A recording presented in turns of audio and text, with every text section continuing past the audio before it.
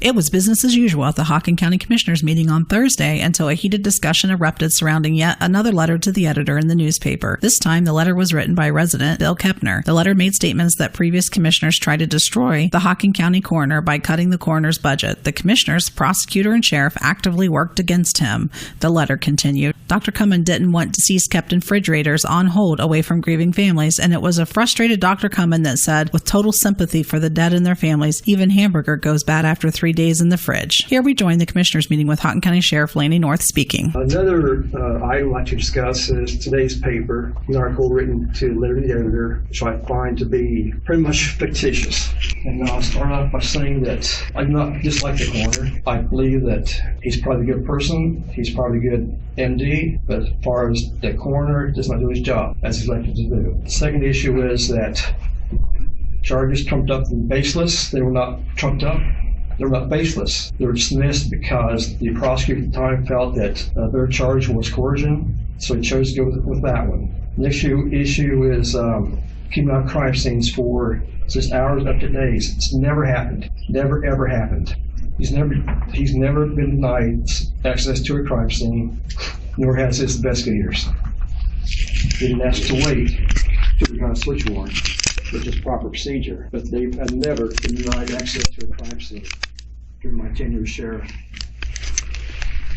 Says that did not want the deceased kept in refrigerators. We got a letter from him in 2014 that said that any bodies that died while he was in Jamaica to be put on hold in the refrigerator in the morgue at the hospital.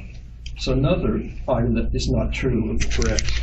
The hamburger lie issue was not a lie. He said that to you as commissioners in a public meeting, also to my detective in June 2012. The statement was made by him personally. The last issue was talks about a small belt man in his mid-70s. He's supposed to be helped to carry out his duties on crime scenes. That is touched on the area of discrimination where I see it.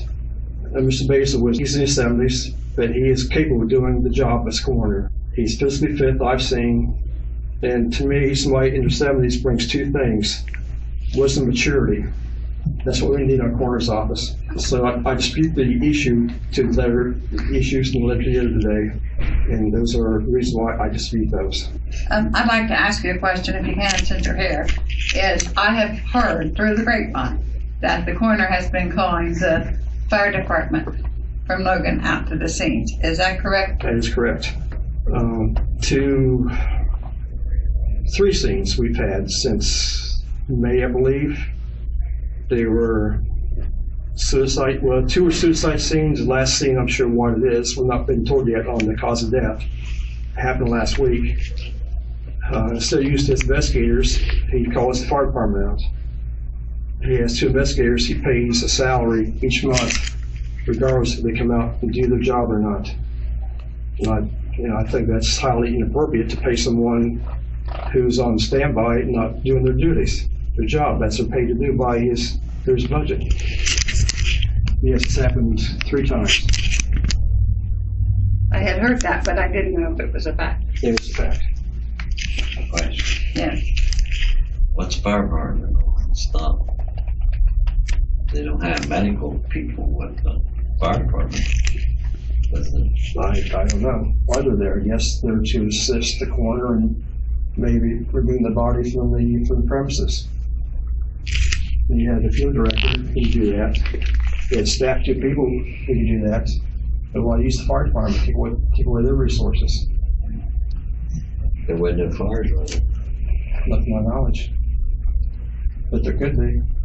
Well, when we're talking about people in their 70s, I will be 78, my birthday November 1st, and I feel that I'm qualified to work. You appear to be, I think you are too. Age has nothing to do with it. Nothing whatsoever. I'm close to myself. I'm still able to do my job. So that was a letter to the editor. Pardon me? That was a letter to the editor. Yes, it was. Today's paper. Okay. Mine. And I can, as far as the hamburger one, I was here when it started, where he said he shouldn't be kept out because even hamburger goes bad in 3 days, and the ex-prosecutor waited till he left and twisted everything he said, No, and he then did not, posted Bill. on the internet. He did not, Bill.